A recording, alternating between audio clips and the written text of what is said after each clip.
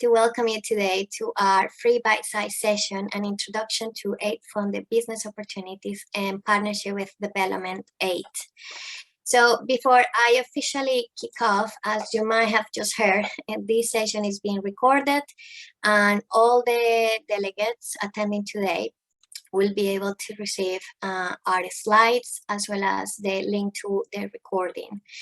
If you have any questions throughout the presentations, please make sure to use the chat box and just post your questions there. We'll pick them up at the end of the presentations. So that being said, just a quick introduction. So as I said, my name is Susana Cordova. I'm the head of the International Trade team at the Greater Manchester Chamber. And for those who are not completely aware of who we are, I just wanted to give you a quick overview about this. We are the largest accredited Chamber of Commerce in the UK. We represent about 4,200 members across all sizes and sectors, although our most significant sectors are within manufacturing and engineering, property and construction, and business, legal, and professional financial services. We are an award-winning chamber. We cover 10 local authorities areas across the Greater Manchester region, but we do have members across the UK and all from overseas. We have a global business network that spans to more than 600 connections, 42 partnerships, both in the public and private sector, and cover more than 90 markets. We provide world-class business support ranging from policy and representation, health skills, training, and international trade. So I will focus on our international trade offer very quickly. We work with both UK and overseas companies that are keen to grow their international footprint. So in every stage of their internationalization journey, we provide some services and support. So from market awareness, market research, entry services, including partner search, export and import training courses, bespoke advice and customs compliance services ranging from customs audits, export controls, visas, immigration, and so forth. We also offer information about funding opportunities within here in the UK and offer some services such as letters of credit, credit checks, helping you to do your due diligence on overseas partners. We are the largest provider of documentation services in the north of England. That means that we help exporters and importers with their certificates of origin, import certificates, ATA carnets for temporary exports, ER1s, etc. And a few years ago, we also became a customs broker. So we help UK companies with their export and import customs clearance and transit services. So that's a very quick snapshot of what we do. This is just a list of the upcoming events and training courses that we have. As I said, you will receive the slides, and if you're interested in any, you just click on the link to book or check our website for what we have coming up. Right, so that was a very brief presentation on the chamber, and now I wanted to start introducing you to aid-funded business opportunities. So I wanted to start by explaining what is official development assistance (ODA), which is defined by the OECD as a government aid that promotes and specifically targets economic development and welfare in developing countries. So this is funding that is allocated to address some of the inequalities that we see, the poverty, the global poverty, and really promote that regional cooperation across the world. In 2021, ODA or aid reached $178 billion and has been growing year on year. Aid is given by the channels of loans, credits, of grants. So aid-funded business opportunities are actually the commercial opportunities that are created by those development and humanitarian aid programs that are funded by multilateral and bilateral development agencies, development banks, United Nations agencies, just to mention but a few. So let's see who are the main players or the people that through which this funding comes through. So I mentioned the multilateral development banks. So we have the likes of the World Bank, the Inter-American Development Bank, Asian, China, African development banks. Those are institutions that receive funding from the national governments, and they reimburse the funding either via a grant or a loan to the borrowing country. The projects are specifically to address development need in that country, and it could range from services, works, or supply of goods.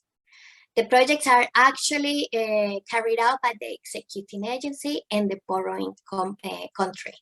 So it could be a Ministry of Defense, a Ministry of Education, and so forth, depending of the the service in place.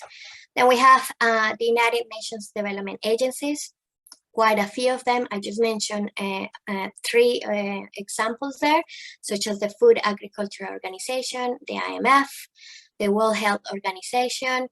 And these programs, the UN operates in about 170 countries, and their main purpose is to eradicate poverty and reduce inequality. Most of the projects are geared to achieve the UN Sustainable Development Goals.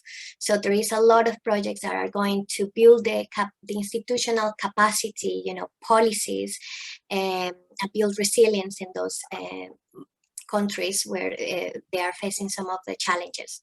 Then we have bilateral development agencies, and this is institutions set up by individual governments, again, to provide development funding to other national countries.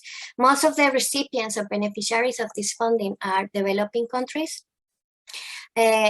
Some of the funding that is being given by bilateral development agencies might be under the Title 8, which means that any funding that they given to a country has the condition that any goods or services that are provided in the framework of a project need to be sourced from the donor country. But this is becoming less popular, with most of the projects allowing any company in any country to apply for those fundings. So now it's very important to understand who are the main contributors of that funding. So we have by far the largest contributor is the US with 24%. And this is data from 2021, followed by Germany, Japan, France, and United Kingdom. You see that there is a long list there in the graph, but actually these 5 countries account for 70% of the total aid across the world. And the target has been that all of these markets, all of these countries, donor countries, should be spending at least 0.7% of the gross national income. Having said that, obviously in the last couple of years, we've seen that, especially in the UK, with the impact of COVID and Brexit and all sorts of things, this has gone down to 0.5%, but it's still a significant amount of funding. So what opportunities really this creates? Well, opportunities for delivering services, consultancy services, and that can be in any stage of the project cycle. It could be for individuals, for firms or consortiums, suppliers of goods. Sometimes procurement agents are used, or contractors of works, although this is less so in terms of the opportunities for UK companies. So what are the sectors in which opportunities might come, available? Well, all sorts, and this is the main subsectors, and it includes social and infrastructure services, economic infrastructure, humanitarian aid, as you will see, multi-sector cross-cutting projects. But let's have a look at more into what these main sectors include. So the main sector where most of the funding goes covers projects in education, health, water supply and sanitation, government and civil society. Then we have economic infrastructure and services. We can see transport, communications, energy. So there is a lot more focus on climate change projects, and even this is more of a cross-cutting theme across many of the projects. We can see humanitarian aid, emergency response, reconstruction and relief, disaster prevention, and as we all experience, the impact of a pandemic like COVID. So a lot of funding has gone into that. I mentioned the project cycle, and this is just an example because how development banks tend to work. And I'm gonna outline it because, as I said, depending on what you offer, the size of your company, whether you're an individual or a large company, is where you can fit in any of those cycles. So in the identification phase is where both the borrowing country and the donor kind of identified a need, a development need in that market. It could be, something on in education. It could be a big infrastructure project where you need to kind of connect to towns, or to really generate economic growth. Once that's done, then it comes to preparation, which is actually how are we going to address that need. And in that stage is where the borrowing, the development bank may be sourcing consultants to help with the project design, with the feasibility studies, and then it comes into the appraisal, where more in-depth assessments are made on the technical and financial and economic elements of that project. Again, some consultants might be used in this side of in this part of the cycle. Then we have the negotiation, when the bank and the borrowing country negotiate the terms and agreements of the funding or loan, whatever that is, and how it's going to be implemented. Then it comes to implementation, where the borrowing country allocates one of their agencies who's going to execute the project, and is going to go to market to procure for the services or goods that are needed for that project. And then it comes to evaluation.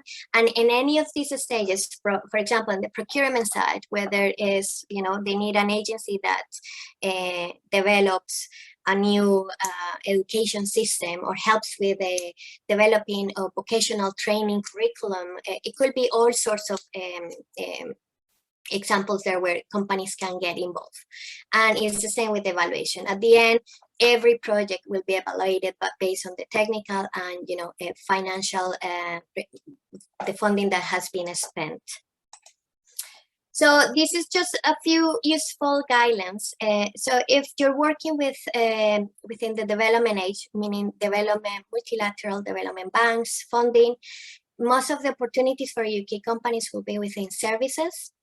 So it says 70% will be services, while 30% will be the supply of goods. With humanitarian aid, it's actually the reverse. So 30% will be mostly services, and 70% will be the supply of goods. And as I said, the works on contractors is very little, and it's mostly managed. There is a trend for a project management for a fee.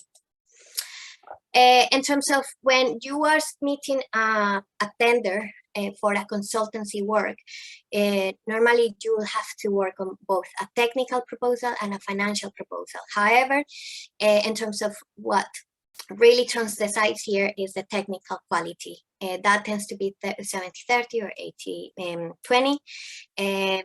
That's not to say that even though the price is a minor component, that it's not an important one, because if you present a financial proposal that is outside of the budget scope, obviously that will disqualify you. But also it could mean it could give you the edge if you are very tight with another competitor. The price can just kind of determine who wins the project at the end. So which companies can benefit from being an A-funded business? As I said, from individuals, freelancers, experts, to SMEs, to large businesses, and the opportunities will vary depending on the size and the services and products that you offer. So we can say, as I mentioned before, individuals that are helping with feasibility studies, with project design or evaluation. We can have large companies, and we have a few in the UK that have been winning multi-million-pound infrastructure projects, doing civil engineering works. We have the likes of McDonald's, for example, doing big projects overseas, and we also have quite a few companies that the whole business model is working with funding, aid-funded projects, like the likes of Ecoris or some in London that do a lot of work. And then we have SMEs that could just be linking to the supply of specific goods and products. And one example is, for example, wash and dignity kits for the UNICEF for women's in Africa. So the variety is quite wide. It's just knowing where you can fit depending on your product and service. So is your business ready for tapping into this market? Well, you do have to have an international track record. Have some management capabilities, and I really want to stress on this, because as somebody that has been working on a funded business for some time, you do need somebody that is, has a strong project management skills, marketing skills, that is constantly aware of what, the opportunities are there. You have to constantly be building the pipeline. And this can be a full-time job. It's time consuming, but, it can be also very rewarding. Companies that want to apply for or be part of this need to have a good financial standing. So at least 3 years of audited accounts, good market knowledge. So if you're gonna supply some goods or services in a market, then you need to know what the needs are and how your product or service can really, make a difference in that market. In some of my previous life, when we were working with some of the European funded programs, we worked with Mexico, Vietnam, China, and all of the projects were, developed jointly with our partners in those markets to make sure that we were addressing very specific needs. And we were working on capacity building programs, helping those other trade associations and business organizations and the development of the project. So the operational skills, as I said, it's the skills of delivering the product and working cross-border partnerships. You also rely on your partners to make sure that the delivery is a successful one. And experience to working with large clients. But what if you don't have all of that? Because if you're just new to this, obviously you might not have you're not ticking all the boxes. So what can you do to kind of help yourself? So if you do not have a track record, the first thing is just to identify who are the key players, who are the ones that are winning and being awarded those contracts. Make contact with them, introduce your services, introduce your company. It might be that you start just being a subcontractor in a small, delivering a small piece of work, but later on you can be considered a big partner as part of a consortium. Make sure that your website or, you have information that kind of links to how your capabilities meet the demands of these, the projects that you want to get into. Participate in events like this, or and meet the expert, where you can meet some of the procurement staff from those agencies and make those connections, not just with the procurement staff, but also to meet potential partners. If you're a consultant, most of the tenders will be won by consortiums, and by consortium means is obviously different consultancies will band together, unifying the different strengths to deliver a project. And most of them will require consultants to deliver some of that work. Understand what your capabilities are and monitor the procurement pages to identify opportunities. But as someone that has been there, this can be extremely time consuming. So using a platform like Development 8, which will be explained further along, can really help you save time and money because you will be able to tap in, see these opportunities in one single place instead of you browsing endless and different web pages. And if you're new to tendering and bidding, then make sure that you understand what the process and the procurement requirements are for each agency. Some might require you to, register as a supplier, put some information about your business first, and before you can consider to supply to them. So it's important that you understand those. And this is just a snapshot of what the procurement notices will look in the World Bank. So you can see that, there will be the status, whether it's an invitation for bids, contract award. And if, as I said, if you're new to this and never done it before, then just start checking who won the project in the areas where you can deliver some services or products. So what key considerations we need to kind of bear in mind? Well, development projects take a long time, all the way from conception to actually going into procurement and evaluation. It can take years. So many of these projects are, 3, 5 years, even more. It depends. Infrastructure projects, it might take even longer. So you need to consider that.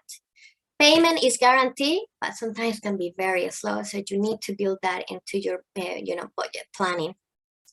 Most contracts are subject to competitive tendering, so you need to be able to, have the information ready available. So when the opportunities come, you can easily jump on those. Early intelligence is key. So if you see a project that is in tender stage or invitation for bids, you actually might be already late, because you need to start working well before to if you're gonna work in a consortium or you're gonna plug into a supply chain as part of a project, then you need to know well before that. So that's why knowing when a country is just in discussions with a development bank about a big project, that's where you need to start putting your ducks in a row. If you're new to tender processes, also consider training your staff. As I said, project management skills are key for this, because you really need to make sure that you're hitting the milestones within budget. And just is very important. And then understand who your customer is, because it depends on what you're doing. Sometimes the customer might be directly the development bank, depending on what you're doing, or it might be the borrowing country and the executing agency and that market that is your client, or ultimately is the consortium that is applying for or won that business. And when submitting that tender, make sure that you understand the requirements. Is there any language capabilities requirements? It happened to me that when we were bidding for some projects in Latin America, in some instances, we needed to submit the bid in Spanish. So that's something that you need to consider. And not only for the tender, it's also when delivering. So when we were delivering some projects in Vietnam, we needed to consider translation and interpreting services, as part of that delivery. Foreign exchange, understanding what are the outlining requirements from the agency or the program on that. We are currently the chamber is delivering a European project, and we have to use the foreign exchange dictated by the European Commission. Doesn't matter what, we lose, sometimes we win in some cases, but it can affect your cash flow. You need to consider that, the variations on that. Political stability also is how is your business can depending on the project that you are delivering. What is the stability on that country? You're doing something in Venezuela or Ukraine, for example. What are the considerations that you need to bear in mind? Your staffing, insurance, all that kind of stuff comes into play when you're entering into this kind of business. So why should you do it? Well, because it could be a great springboard to break into new markets, an opportunity to internationalize your business. The fact is that you're gonna get paid, but you do need to understand the cash flow and invoicing requirements from the agency that you're working with. It can help you to establish those local contacts and presence. It's a good reference. Most importantly, you're working with development projects, so there is a good cost behind most of these projects. Well, that's the underlying principle.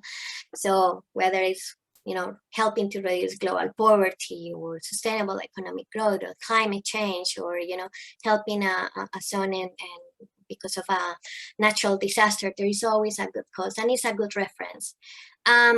Finally, there is plenty of help available from ourselves, the Chamber, from our partners like Development Aid, the Department for International Trade, and many more. So it's not like if you do want to get into this business, there is plenty of support that you can tap into to get you started.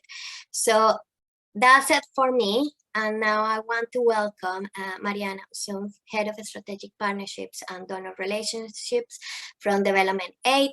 And she's going to show you their platform and how it can help you in your process of getting into a funded business. So welcome, Mariana. And I'm going to stop sharing my screen. Thank you very much, Susanna. Thank you. I really enjoyed listening to you. I must say that I also want to ask you to send us this recording as well, because the way you also explained you in your presentation, you had the key aspects of this international development sector, and what you've mentioned, I will show in the practical way how we've implemented on the website, for instance, practices of tied aid, how different types of contracts, be that either supplies or works or provision of services, how they can be found on development aid, and partners for consortium, subcontracting opportunities, and many more. So thank you very much.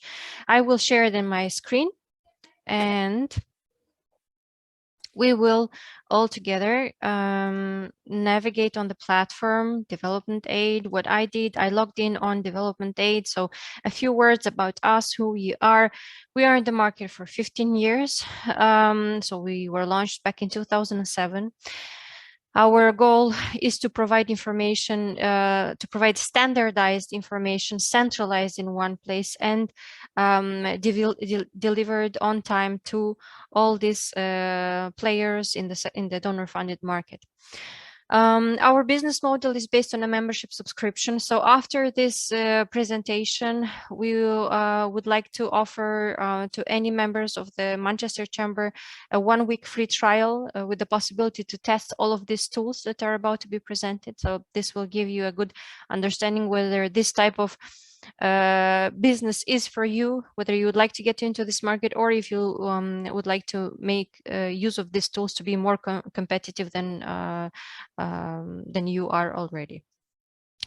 So I have logged in on development aid, and we will explore all of the menus: jobs, experts, organizations, tenders, grants, and donors. And I will show you how any company of any size, working in really any industry, and especially in those that you've mentioned, Susanna, can use development aid to get more business opportunities, to be more competitive, to find those consultants that are needed at different stages of the project cycle, and in the end get more funds, right, for their activity. Now, what I will start with is the donors network, and I would like to mention here that on development aid, this is the largest network of funding and implementing agencies, or the so-called executing agencies that Susanna, you've mentioned.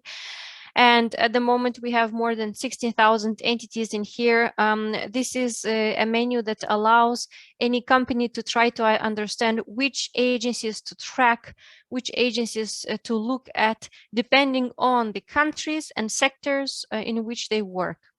So we offer here a few filters that really quick help identify or select those donor agencies with a I will just use, for the sake of a presentation, Africa as a whole region, and then we can put wash, water and sanitation. So wash sector for the sake of the presentation. And by applying these two filters, I will get a list of funding and implementing agencies which issue tenders or grants. So I can also make the same selection for grants in certain countries and sectors, and then I will get a list of agencies.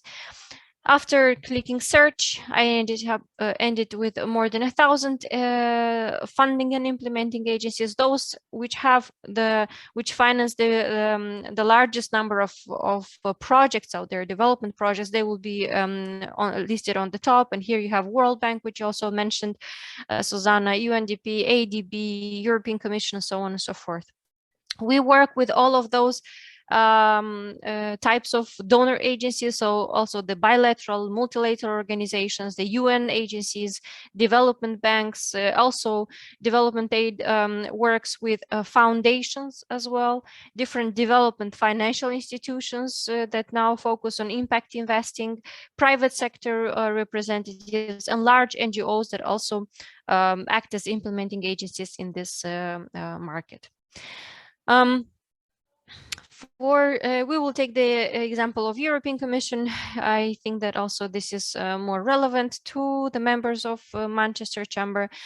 Now, what type of information is provided under every donor profile? This information is structured into different submodules. General information includes the links or the files with the procurement procedures or grant application processes. So all of those rules that you really have to follow, or registration indications like with the UN system. So you will find all under the general tab of a donor under attachments. You will find those documents, the latest versions. In the same time, under the general tab, we also provide a list of those countries which are eligible to respond to those calls. So if you are located in UK, but you also have offices in other countries, then this is something that you can look into as well. An analysis of the fund management modes. In this case, how does European Commission manage its funds? Is it through direct management, indirect management? Who are those top implementing agencies, and whether they do any co-funding for tenders and grants with other agencies or donors? This is general information. The most practical aspect starts with the directory of contacts. These are key contact people who act as project officers or grant officers mentioned in public calls, in tenders and grants.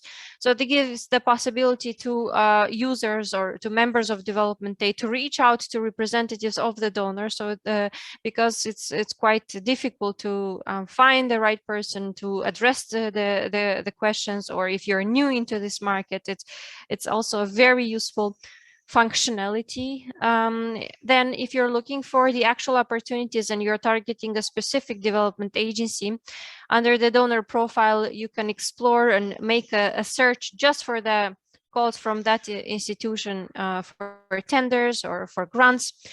Here you'll always find an overview or an analysis of the funds.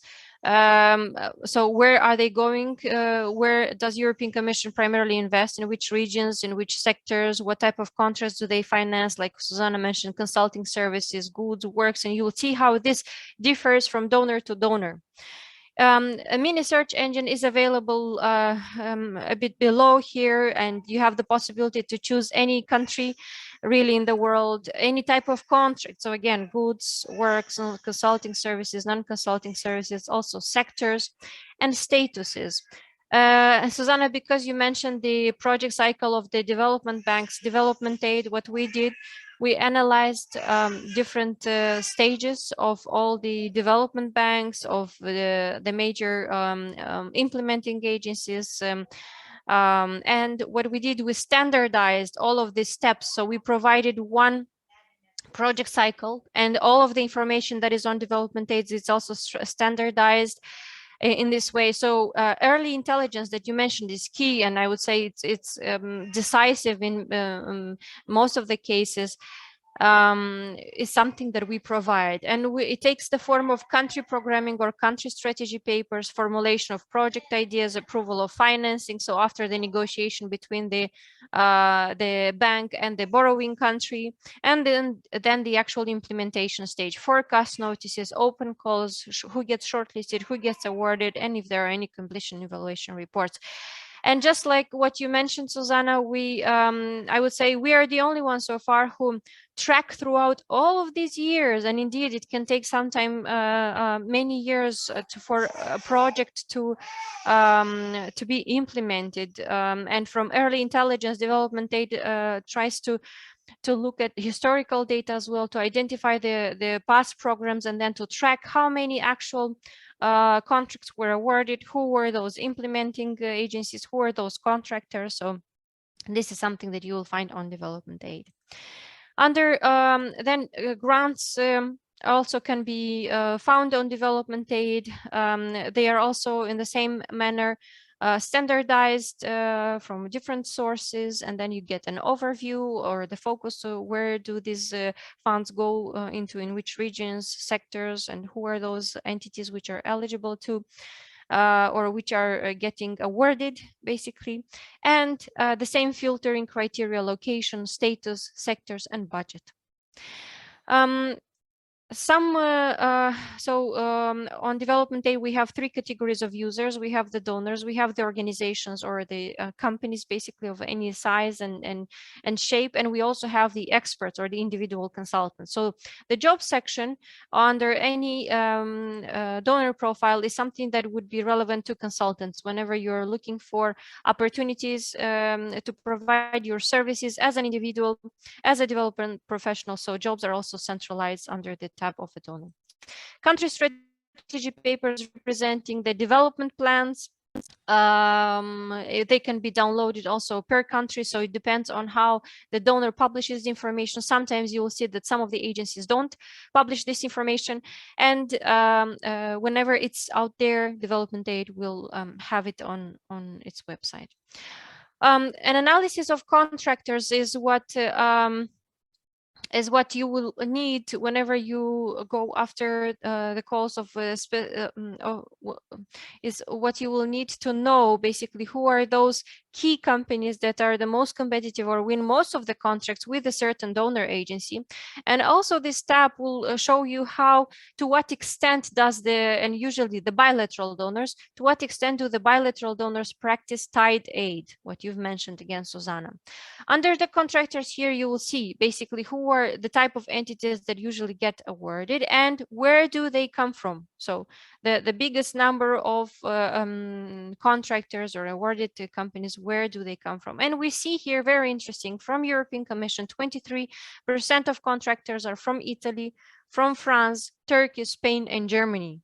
So right, these are those entities, and then below you will find a ranking of these firms.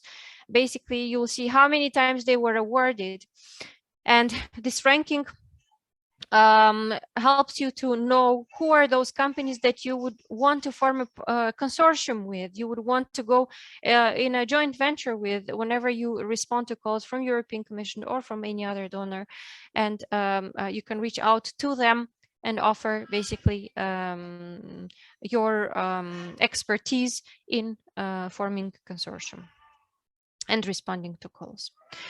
This was the donors network. We will then check the grants menu.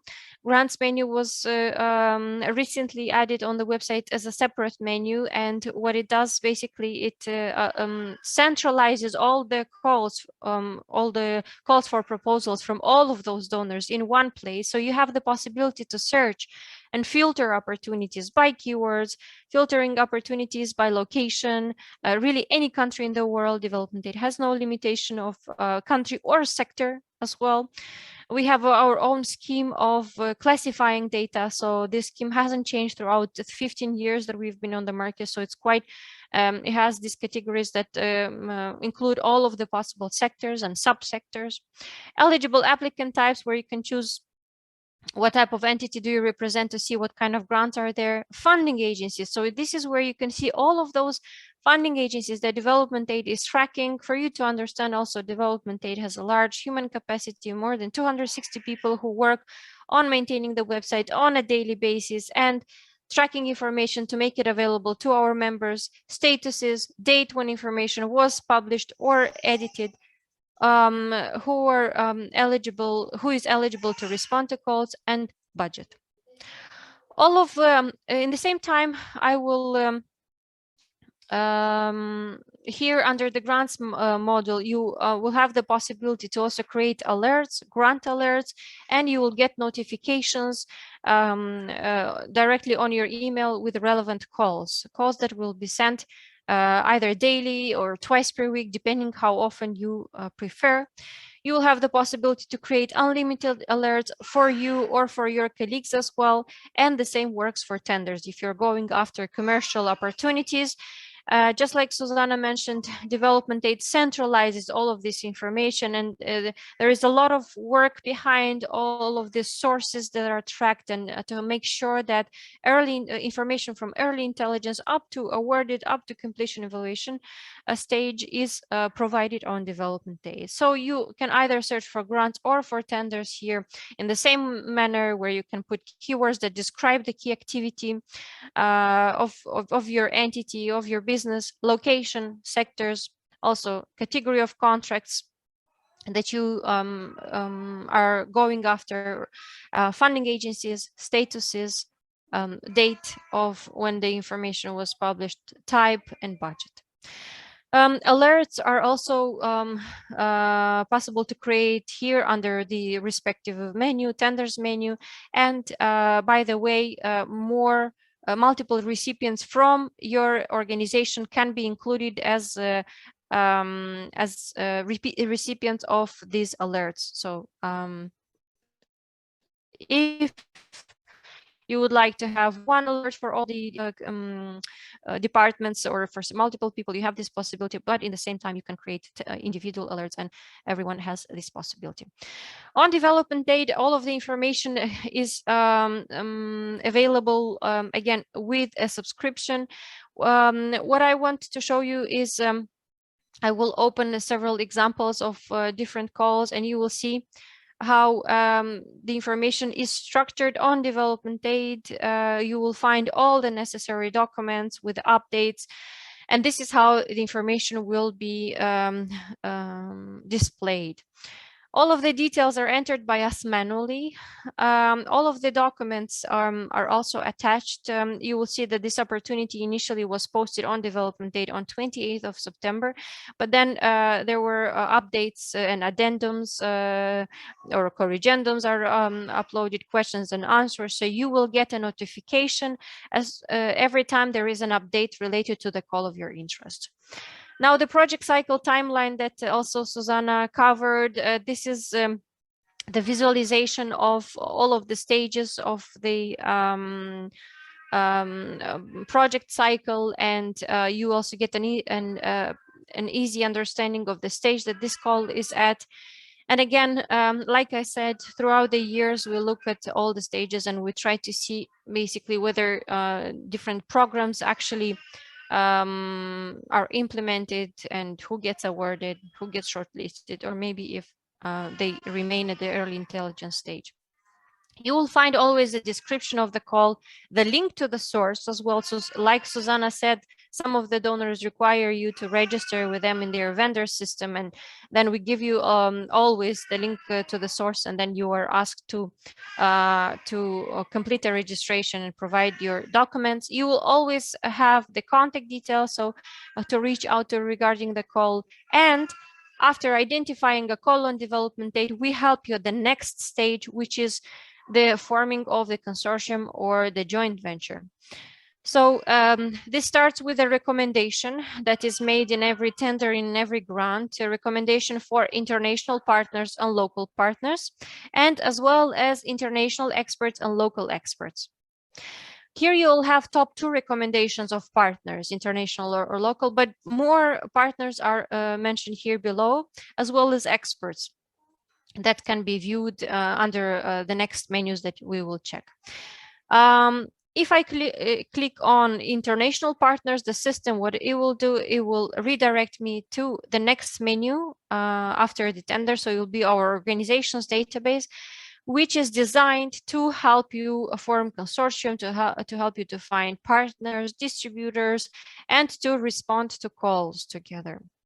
In the same time, you can use this menu for in other ways, for a market research, to understand who are the top companies that are active in this market, who wins most of the contracts, right? You will also have the possibility to get in contact with these entities. Organizations database. So here we have those 30 entities that were recommended by our system automatically based on an algorithm. Here we have finance and accounting firms with experience in South Korea. The organizations database overall has more than 250,000 entities. So this is a relatively large network of firms. And these are firms of all kinds, academic institutions, this can be consulting organizations, engineering firms, and so on. And what unites them all in here is that they really have experience in implementing or in being awarded for different development projects, right? So it's not just a directory of companies. You will find records, you will find evidence of the past shortlist and awards for different companies. You will have a search engine that allows you to find those partners. You can search by keywords, you can search by name if you already have someone in mind, experience in a country, so who has been awarded projects in certain countries that you also work in, a filter that is different from legal residence. And this is where I want to show you, because Susanna, you also mentioned Mott MacDonald, and we have a lot also of companies from UK. We will welcome more firms who also want to get into this business, and you will see who else is already with development aid and using the platform for their business needs. From UK, we have more than 10,000 entities. They also can be filtered by size of the organization, sectors in which they operate. You've seen already organization type as well. Experience with funding agency, very important. If you work with, if you would like to focus on FCDO, for instance, and then see which of those entities have specific experience already, have been shortlisted or awarded by FCDO, we would apply this filter, and then we also can exclude those entities who are no longer active on the market. I ended up with 617 entities, and you will see some names here. Anyone who is tagged as a member is a subscriber to development aid system.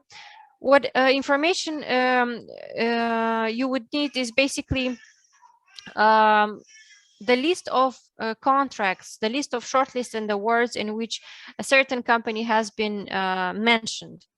This is information that is also tracked by development aid staff and is stored under the company profile, which gives you a very good overview of the sectors that a company is strong in, who are their partners, who are their competitors, information that is in the other submenu. But to go through the entire profile, so you will find a general tab with contact information to reach out to the firms directly. You will get an understanding of the donors they work with, a short description, and an overview of the past project experience by region, by funding agency.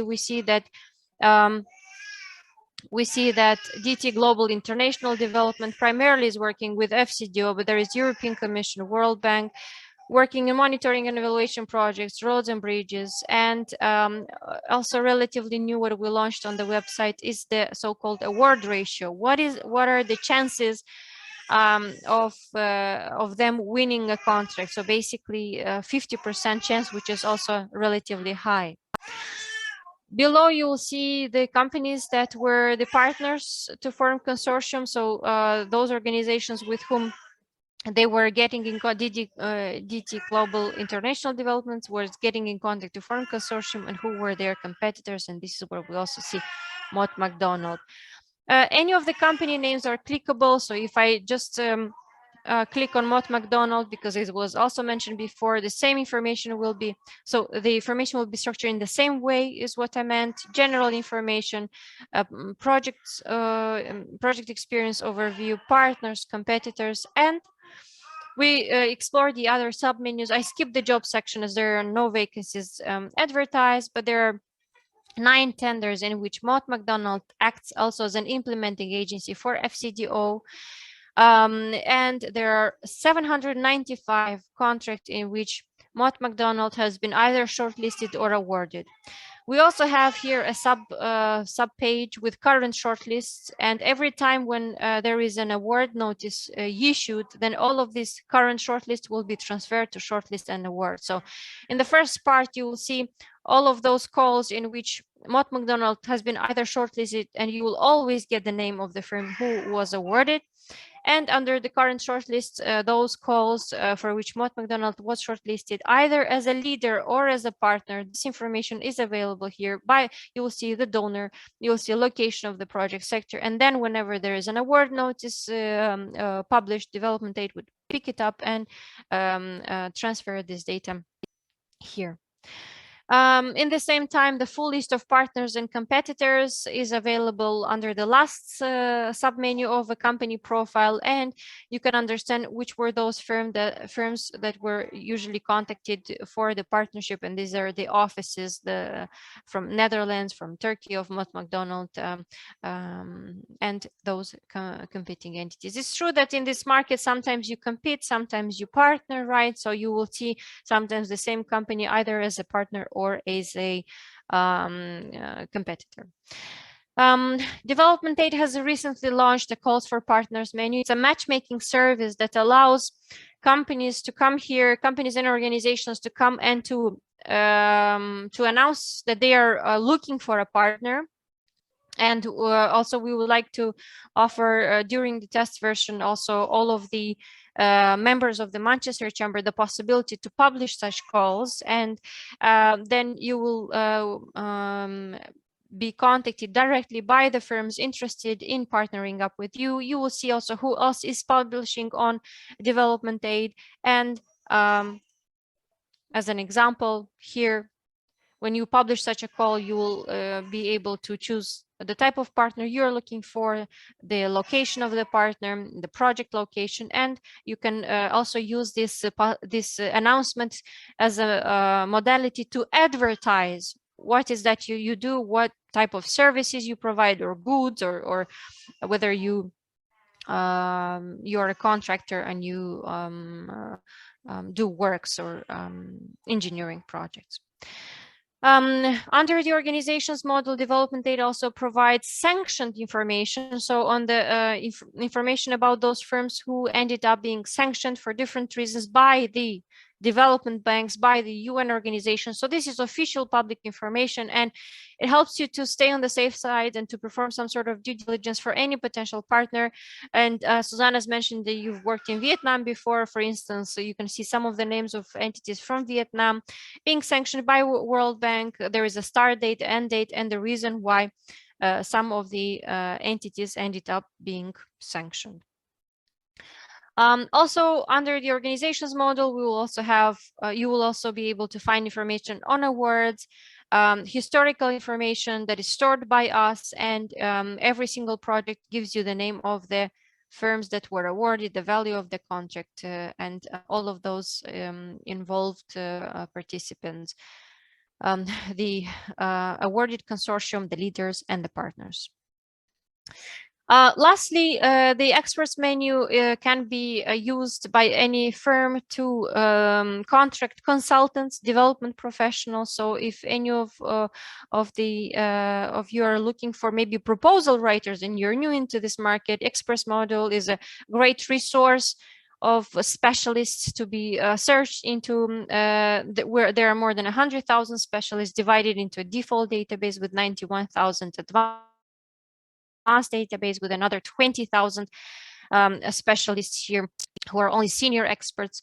We also provide information on the rates of the experts. So there is the possibility to understand how do the rates depend on the assignment location, on the seniority of an expert, on the funding agency, contract duration, roles. Is it a team lead role, key expert role, non-key expert role?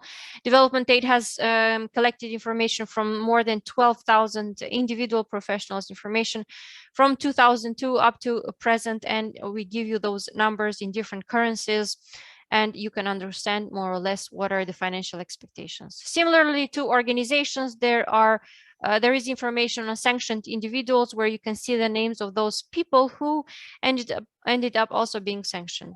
The start date, end date, so information is standardized in the same manner.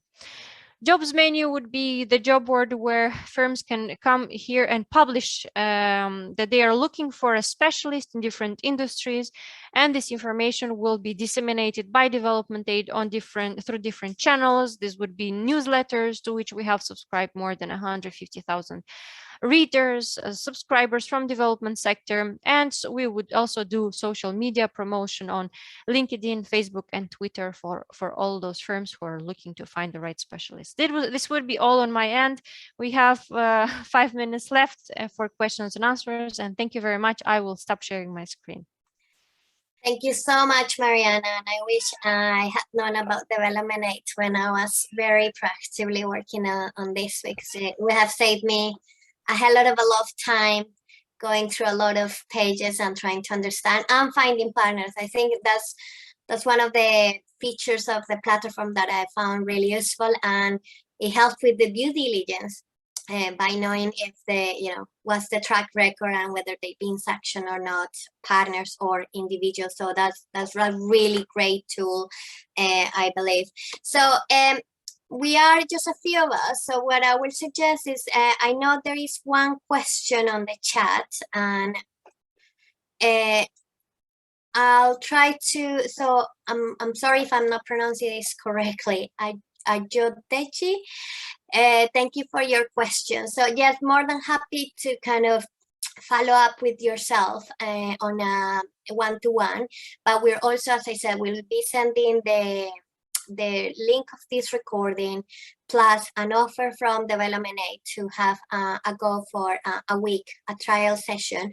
So I think ideally what I would suggest, if you're interested in education and training, is that you play with the platform for a week and see what kind of opportunities you can find that meets, the kind of things that you can deliver. I just been on your website, and I think there could be areas where you could definitely get involved.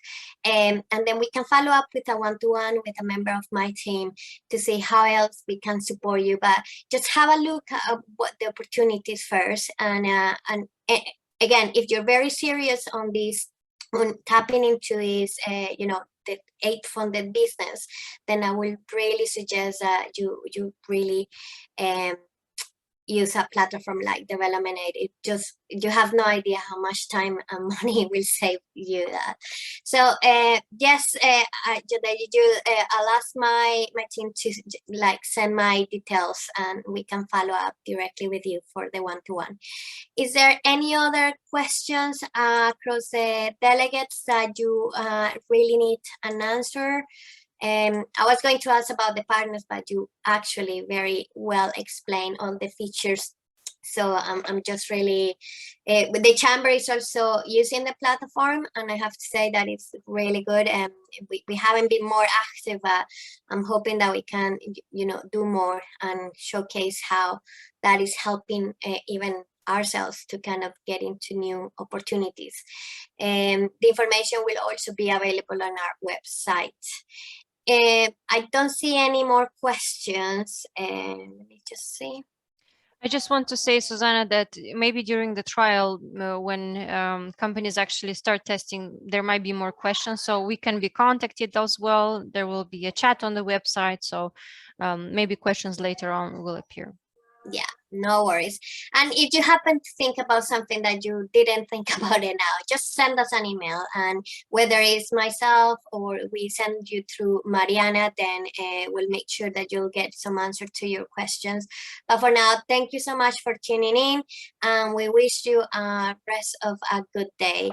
And we'll follow up shortly. Thank Thank you you. very much. Thank you. Thank you, Mariana.